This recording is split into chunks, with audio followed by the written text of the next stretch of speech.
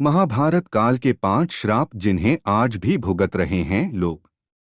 मित्रों, यूं तो आपने महाभारत से जुड़ी कई कथाएं सुनी होगी, परंतु महाभारत से जुड़ी कई ऐसी कथाएं हैं जिससे आज भी हिंदू जनमानस अनजान हैं।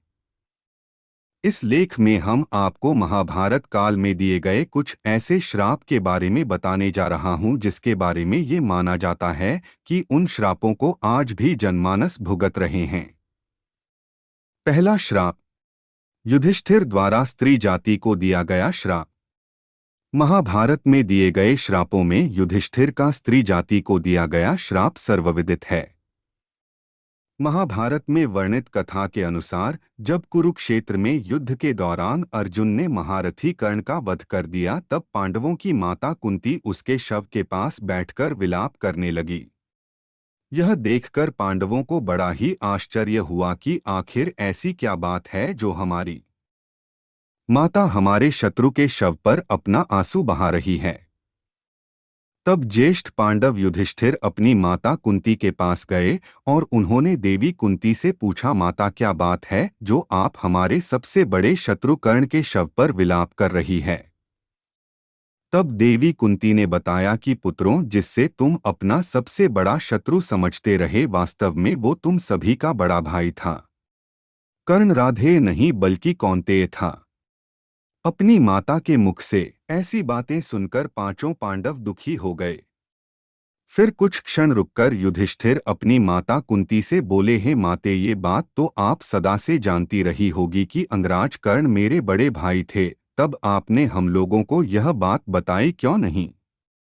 इतने दिनों तक ये बात आप छुपाकर क्यों रखी? आपके एक मौन ने हम सभी को अपने ही भाई का हत्यारा बना दिया। इसलिए मैं आज इस धर्मक्षेत्र कुरुक्षेत्र में सभी दिशाओं, आकाश और धरती को साक्षी मानकर सभी स्त्री जाति को ये श्राप देता हूं कि आज के बाद कोई भी स्त्री अपने अंदर कोई भी रहस्य नहीं छुपा पाएगी। दूसरा श्राप, श्रृंगी ऋषि का परीक्षित को श्राप। कथा के अनुसार 36 साल हस्तिनापुर पर राज करने के पश्चात जब पांचों पांडव द्रौपदी सहित स्वर्गलोक की ओर प्रस्थान करने हुए, तो उन्होंने अपना सारा राज्य अभिमन्यु के पुत्र परीक्षित के हाथों में सौंप दिया। ऐसा माना जाता है कि राजा परीक्षित के शासनकाल में भी हस्तिनापुर की सारी प्रजा युधिष्ठिर के शासनकाल की तरह ही सुखी थी। परंतु कहते हैं, ना कि होनी को कौन टाल सकता है। एक दिन राजा परीक्षित रोज की तरह ही वन में आखेट खेलने को गए, तभी उन्हें वहां शमीक नाम के ऋषि दिखाई दिए।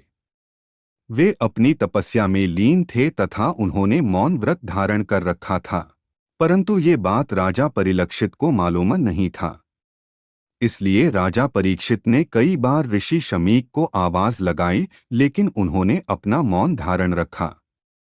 यह देखकर राजा परीक्षित को क्रोध आ गया और उन्होंने क्रोध में आकर ऋषि के गले में एक मारा हुआ सांप डाल दिया।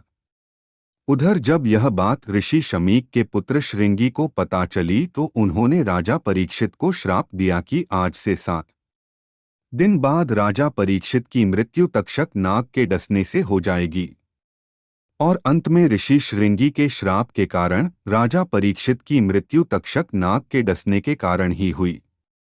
और ऐसा माना जाता है कि उसी के बाद कलयुग की शुरुआत हुई, क्योंकि राजा परीक्षित के जीवित रहते कलयुग में इतना साहस नहीं था कि वह इंसानों पर हावी हो सके। और आज हम सभी इस कलयुग को उसी श्राप के कारण भोग रहे हैं। तीसरा श्राप, श्री कृष्ण का अश्वत्थामा को श्राप। महाभारत युद्ध के अंतिम दिन जब अश्वत्थामा ने धोखे से पांडव पुत्रों का वध कर दिया और बात का पता जब पांडवों को चला, तो तब पांडव भगवान श्री कृष्ण के साथ अश्वत्थामा का पीछा करते हुए महर्षि वेदव्यास के आश्रम पहुंचे। पांडवों को अपने सामने देख अश्वत्थामा ने अर्जुन पर ब्रह्मास्त्र से वार किया। यह देख श्री कृष्ण, लेकिन अश्वत्थामा ने महर्षि से कहा, महर्षि, मेरे पिताजी ने इसे वापस लेने की विद्या नहीं सिखाई है, इसलिए मैं इसे वापस नहीं ले सकता। और इसके बाद उसने ब्रह्मास्त्र की दिशा बदलकर अभिमन्यु की पत्नी उत्तरा के गर्भ की ओर कर दी। यह देख भगवान श्री कृष्ण ने अश्वत्थामा को श्राप दिया कि तुम 3000 वर्ष तक इस पृथ्वी पर भटकते रहोगे और किसी भी जगह किसी पुरुष तुम्हारे शरीर से पीप और लहू की गंध निकलेगी, इसलिए तुम मनुष्यों के बीच नहीं रह सकोगे, दुर्गम वन में ही पड़े रहोगे। और इसी कारण आज भी ये माना जाता है कि अश्वत्थामा अभी भी जीवित है।